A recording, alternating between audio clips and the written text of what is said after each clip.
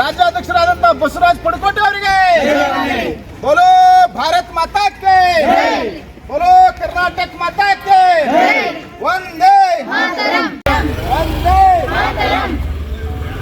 ನಮ್ಮ ಕರ್ನಾಟಕ ಸೇನೆಗೆ ನಮ್ಮ ಕರ್ನಾಟಕ ಸೇನೆಗೆ ರಾಜ್ಯಾಧ್ಯಕ್ಷರಾದಂತಹ ಬಸವರಾಜ್ ಪಡಕೋಟೆ ಅವರಿಗೆ ಬೋಲೋ ಭಾರತ್ ಮಾತಾ ಕೆ ಬೋಲೋ ಕರ್ನಾಟಕ ಮಾತಾ ಕೆ ವಂದೇ ವಂದೇ ನಮ್ಮ ಕರ್ನಾಟಕ ಸೇನೆಗೆ ನಮ್ಮ ಕರ್ನಾಟಕ ಸೇನೆಗೆ ಬಸವರಾಜ ಅಣ್ಣನವರಿಗೆ ಬಸವರಾಜ ಅಣ್ಣನವರಿಗೆ ಎಲ್ಲಿವರೆಗೆ ಹೋರಾಟ ಎಲ್ಲಿವರೆಗೆ ಹೋರಾಟ ಬೇಕೇ ಬೇಕು ಬೇಕೇ ಬೇಕು ಅಯ್ಯಯ್ಯೋ ಅಯ್ಯಯ್ಯೋ ನಡೆಸ್ಬೇಕು ತಾವು ಹ್ಞೂ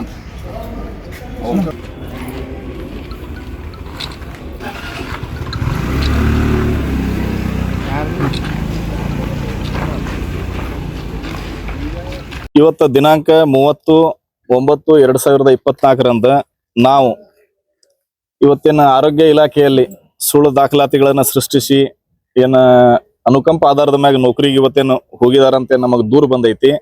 ಆ ದೂರಿನ ಕೆಲ ದಾಖಲಾತಿಗಳು ಕೂಡ ನಮ್ಮ ಹತ್ರ ಇಷ್ಟು ದಿನ ಇದ್ದಿತ್ತಿಲ್ಲ. ಅವು ಬಂದು ಯಾಕಂದ್ರೆ ಈ ಹಿಂದೆ ನಾವು ನೋಡ್ಲಿಕ್ಕಾಗಿ ಸಾಕಷ್ಟು ಮಾಹಿತಿ ಹಕ್ಕಲ್ಲಿ ಕೂಡ ದಾಖಲಾತಿಗಳನ್ನ ಕೇಳಿದ್ವಿ.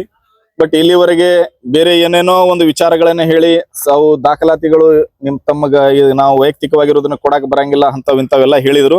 ಬಟ್ ನಾವು ಸಾಕಷ್ಟು ಅದನ್ನ ಕಷ್ಟಗಳನ್ನ ಪಟ್ಕೊಂಡು ಇವತ್ತು ಆ ದಾಖಲಾತಿಗಳನ್ನ ನಾವು ನಮ್ಮ ಕಡೆ ತಗೊಂಡಿದೀವಿ.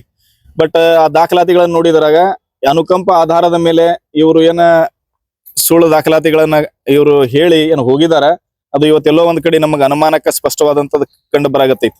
ಅದಕ್ಕೆ ನಾನು ಇವತ್ತು ಆರೋಗ್ಯ ಕುಟುಂಬ ಕಲ್ಯಾಣ ಇಲಾಖೆಗೆ ಜಿಲ್ಲಾಧಿಕಾರಿಗಳಿಗೆ ನಾವು ಮನವಿ ಮಾಡೋದ್ರ ಮೂಲಕ ನಮ್ಮ ಕರ್ನಾಟಕ ಸೇನೆಯಿಂದ ಇದನ್ನ ಅಭಿನಂದನ್ ಶ್ರೀಮಂತ್ ಸಾರವಾಡ್ ಅನ್ನೋರ್ನ ಕುಲಂಕುಷವಾಗಿ ಪರಿಶೀಲಿಸಿ ಅವರ ದಾಖಲಾತಿಗಳನ್ನ ಪರಿಶೀಲನೆ ಮಾಡೋದ್ರ ಮೂಲಕ ಅವ್ರು ಯಾವ ಆಧಾರದ ಮೇಲೆ ಜಾಯಿನ್ ಆದ್ರು ಮತ್ತ ಅವ್ರು ಯಾವ ಅನುಕಂಪದ ಮೇಲೆ ಜಾಯಿನ್ ಆದ್ರು ಅನ್ನುವ ಸ್ಪಷ್ಟತೆ ದಾಖಲಾತಿಗಳನ್ನ ಪರಿಶೀಲಿಸಿ ವರದಿ ನೀಡಲು ಅವ್ರಿಗೆ ಕೋರೈತಿ.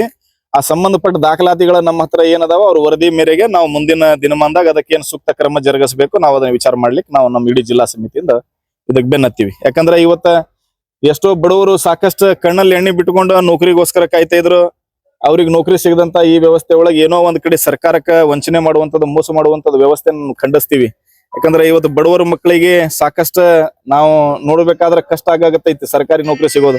ಮತ್ ಇಂಥವನ್ನೆಲ್ಲ ಇಂಥವ್ ಮಾಡ್ಕೋತ ಹೋದ್ರೆ ನಾಳೆಗೆ ಇದೇ ಆಗ್ಬಿಡ್ತೈತಿ. ಅದಕ್ಕ ಇದನ್ನ ಖಂಡಿಸ್ತೈತಿ ಜಿಲ್ಲಾ ಸಮಿತಿ ವಿಜಯಪುರ ಜಿಲ್ಲೆ.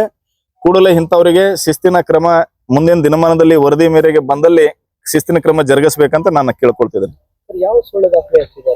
ಈಗ ಅನುಕಂಪ ಆಧಾರದ ಮೇಲೆ ಅಂದ್ರೆ ಸೊ ಅದಕ್ಕೆ ಆದಂತ ಒಂದಿಷ್ಟು ನಿರ್ದಿಷ್ಟವಾದಂತ ದಾಖಲಾತಿಗಳು ಇರ್ತಾವ. ಈಗ ನಾನು ಬಹಿರಂಗ ಪಡಿಸಂಗಿಲ್ಲ, ನನ್ನ ಹತ್ರ ಸಾಕಷ್ಟು ದಾಖಲಾತಿಗಳದಾವ. ಬಟ್ ಅವರು ನಾನು ಬಹಿರಂಗ ಪಡಿಸೋದ್ರಿಂದ ಅವ್ರ ಏನು ತನಿಖಾದಲ್ಲಿ ಏನಾದ್ರು ಒಂದು ಬದಲಾವಣೆ ಮಾಡುವಂತದ್ದು ವ್ಯವಸ್ಥೆ ಅವ್ರ ಹತ್ರ ಇರ್ತೈತಿ. ಯಾಕಂದ್ರೆ ಇದನ್ನ ಈ ಹಿಂದೆ ದೊಡ್ಡ ಅಧಿಕಾರಿಗಳು ಅವರಿಗೆ ಬೆನ್ನೆಲುಬಿಗೆ ನಿಂತ ಇದನ್ನ ಕೆಲಸ ಮಾಡಿದ್ದದಾವ. ಸೊ ಅಂತವೆಲ್ಲ ದಾಖಲಾತಿಗಳನ್ನ ನಾವು ತೆಗೆದಿದೀವಿ. ಅದಕ್ಕೆ ಅವರು ವರದಿ ಕೊಟ್ಟ ನಂತರ ನನ್ನ ಹತ್ರ ಇದ್ದಂತ ಎಲ್ಲಾ ದಾಖಲಾತಿಗಳನ್ನ ನಾನು ನಿಮ್ಮ ಪತ್ರಿಕಾ ಮಾಧ್ಯಮರ ಎದುರುಗಡೆ ಇಟ್ಕೇಶಿಂದ ನಾನು ಅದನ್ನ ಸ್ಪಷ್ಟಪಡಿಸ್ತೀನಿ. ಕಂಪ್ಲೇಂಟ್ ಏನಿಲ್ಲ, ನಾವೀಗ ಆಲ್ರೆಡಿ ತನಿಖೆಗೆ ಆಗ್ರಹ ಮಾಡಿದೀವಿ. ಬಟ್ ಅದು ತನಿಖಾ ಅವ್ರ ಇಲಾಖೆದಿಂದನೇ ತನಿಖೆ ಆಗಿ ಅವ್ರ ಸಲ್ಲಿಸಿದಂತ ದಾಖಲಾತಿಗಳನ್ನ ಪರಿಶೀಲನೆ ಮಾಡಿ ಅವ್ರೇನು ವರದಿ ಕೊಡ್ತಾರ ಅದರ ನಂತರ ನಾವು ಮುಂದಿನ ಏನು ಕಂಪ್ಲೇಂಟ್ ಮಾಡಬೇಕು ಅದನ್ನ ಏನು ಲೋಕಾಯುಕ್ತರಿಗೆ ಕೊಡಬೇಕು ಅದನ್ನ ಮುಂದಿನ ವಿಚಾರದಲ್ಲಿ ಮಾಡ್ತೀವಿ. और नए न्यूज़ों के लिए देखते रहिए अपना चैनल TV22 न्यूज़। लाइक करें, शेयर करें, सब्सक्राइब करें और बेल आइकन बटन दबाना ना भूलें।